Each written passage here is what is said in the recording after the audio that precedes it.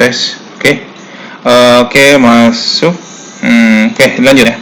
Jadi saya lihat ini takutnya nggak kerekam. Tentang suatu algoritma, algoritma yang terdiri urutan dari instruksi atau langkah-langkah untuk menyelesaikan suatu masalah. Dan selanjutnya contoh algoritma. Nah, kalau misalnya seperti ini nih, ini mengirim surat kepada teman. Ini sih sebenarnya hal yang sederhana ya, karena sekarang sih sudah tidak mengirim surat ya. Sekarang biasanya kita sudah menggunakan email ya, elektronik mail ya, intinya surat-surat juga gitu kan. Nah, kalau ini kan adalah urutan yang tadi nih hampir sama seperti kalian daftar gitu kan, harus apa dulu dan sebagainya. Ini ada tahapannya. Kalau yang ini kan contoh yang paling sederhana adalah membuat surat. Jadi yang pertama ya ada kertas, ada sampul, masukkan surat ke dalam sampul, tutup sampul, menggunakan perekat, terus tuliskan alamat. Kalau nggak lupa alamat, bisa lihat buku, tempel perangko, bawa ke kantor. Nah, itu pada dasarnya kalaupun kita mau ngapain itu hal sama seperti algoritma. Contoh hal yang paling sederhana adalah ketika kalian mau berangkat sekolah, otomatis dong bangun pagi, mandi, ya kan, habis mandi sarapan, ke sekolah, dari sekolah misalkan langsung ke ruangan kelas, buka buku, belajar sama guru, istirahat, sampai pulang ke rumah. Nah, itu sebenarnya pada dasarnya ada suatu algoritma. Secara tidak langsung kalian pada dasar sudah mengalami yang namanya tentang algoritma. Itu adalah susunannya seperti itu. Nah, ini kalau misalkan tentang sebuah bilangan, mencari akar bulat positif dari bilangan bulat integer positif A. Masukkan bilangan bulat, berikan harga awal, hitung Y sebesar X kali X. Jika Y sama dengan A, maka cetak X sebagai akar dari A, selesai. Tambah nilai X dengan 1. Nah, pergi ke langkah 3. Jadi kalau ini udah masuk ke pseudocode, artinya kalau pseudocode itu adalah pembuatan secara tertulis gitu. Jadi mau ngapain dulu, apa yang akan diinputkan, apa yang nanti diproses, nanti outputnya seperti apa, seperti itu ya. Nah, oke, lanjut. Nah, ini tentang pemahaman algoritma. Nah, ini kalau misalkan algoritma tadi tentang kehidupan sehari-hari, dan ini adalah sudah berbau tentang contoh input, output, dan prosesnya. Kita menggunakan bahasa apa? Ini pun sama. Nah, selanjutnya adalah tentang pemahaman flowchart. Apa sih itu flowchart? Gitu kan? Nah, itu flowchart adalah bagan-bagan yang mempunyai arus yang menggambarkan langkah-langkah penyelesaian suatu masalah. Jadi dia itu berbentuk bagan. Artinya kenapa mesti bagan? Karena adalah segala sesuatu yang bisa diterjemah ketika orang melihat. Contohnya yang paling sederhana. Ketika kalian melihat rambu-rambu lalu lintas, otomatis ada biasanya di situ simbol, ada S merah tapi dicoret. Otomatis orang menerjemahkan dilarang berhenti. Kalau misalkan simbol itu diganti dengan tulisan dilarang berhenti, itu otomatis kebanyakan space, dan otomatis ketika melihatnya pun juga kebanyakan tulisan. Tapi dengan simbol, orang-orang sudah pernah tahu bahwa itu setiap ada simbol S dicoret dengan warna merah, otomatis itu tidak boleh berhenti. Sama seperti halnya parkir. Parkir pun sama, ada yang coret P, ada yang P saja. Itu kan, kalau P berarti dia boleh parkir. Kalau misalkan ada P tapi coret berarti dilarang parkir. Ya, jadi kenapa harus menggunakan bagan-bagan adalah untuk memudahkan menerjemahkan apa yang ketika mereka lihat, seperti itu. Ya, itu tentang pemahaman flowchart. Nah, selanjutnya ada dua macam flowchart, sistem flowchart dan program flowchart. Kalau sistem flowchart itu urutan proses dalam sistem, jadi hanya di dalam sistemnya aja yang bisa menerjemahkan.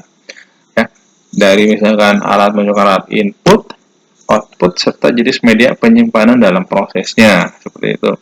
Nah, selanjutnya kalau misalkan program flowchart itu urutan instruksi yang digambarkan dengan simbol tertentu untuk menyelesaikan masalah dalam suatu program. Ada sistem flowchart, ada program flowchart. Ya, kalau sistem flowchart itu yang tadi ya, ada proses ketika kita input data, sistem, nanti diproses, output seperti apa. Pak, hal yang sederhana seperti apa? Ketika kalian mengetikkan di komputer, ini kan touch ya. Ketika kalian ketik app, otomatis ya kan muncul di sini huruf F, ya kan? Huruf F ini pada dasarnya ketika dia dibaca oleh layar itu bukan tulisan F, dia adalah bilangan biner 01 untuk menunjukkan F itu ada bilangannya, ya.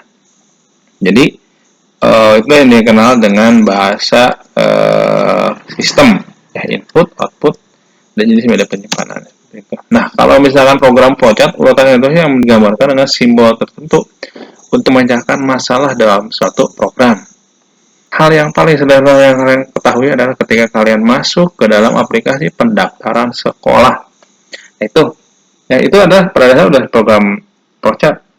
Di mana ada inputkan nama apa, NISN atau mungkin ada upload, di situ ada namanya upload kelengkapan dokumen kalau tidak salah. Nah, itu pada dasarnya urutan instruksi ya. Intinya digambarkan oleh simbol tertentu untuk memecahkan masalah dalam satu program. Ya kan, kalau misalkan memang kalian jalurnya nilai, yang berarti kan ada tuh misalkan nilai apa aja yang nanti diinputkan. Walaupun memang ketika ketik nama otomatis nilai kalian itu sudah ada di dalam sistem karena sudah dari apa yang diinputkan dari operator di SMP itu nanti langsung nampil ke dalam sistem yang sudah ada pada saat pendaftaran sekolah seperti itu ya. Nah, ini adalah contoh program flowchart. Nah, ini program flowchart ada apa, ini simbol apa sih, ada lonjong, ada apa namanya jajaran genjang, belah ketupat gitu kan, ini bentuknya opal ya, bukan lonjong. Ini ada start, print, baca, akhir file, ya, tidak, ya. Nah, ini artinya jika kondisi tidak terpenuhi maka dia akan lanjut ke lanjut lagi ke yang kedua gitu. Artinya ini decision atau yang dikenal dengan fungsi ya. Ini adalah contoh program flowchart-nya. Nanti di sini kita akan membahas tentang simbol-simbol flowchart. Nah, simbol flowchart, flow direction symbol atau simbol penghubung alur, processing simbol proses, input output simbol input dan output. Jadi ada simbol flowchart ada 3. Flow direction symbol penghubung, ada proses simbol proses, dan simbol output.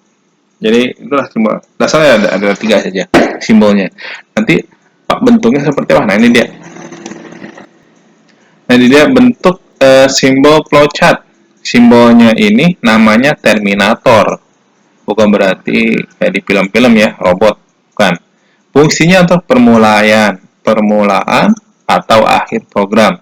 Nah, ini ada dinamakan dengan garis alir atau flow line. Ya. Flow line ada preparation, proses inisiasi pemberian harga awal, proses. Nah, ini persegi panjang, proses perhitungan atau proses pengolahan data.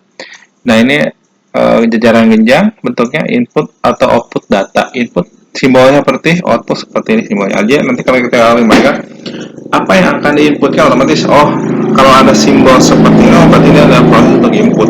Kalau misalkan ada kotak berarti ini adalah untuk melakukan suatu proses, mau perhitungan aritmatika, baik perkalian, jumlahan, pembagian. Ya. Selanjutnya dan ada lagi permulaan subprogram, proses menjalankan subprogram. Nah, ini decision nanti kayak belak tepat, perbandingan pernyataan penyeleksi data yang memberikan pilihan untuk langkah selanjutnya. Ini biasanya ada fungsi atau fungsi if, biasanya di sini nih gunakan ya, jika pilihan ya atau tidak. One page connector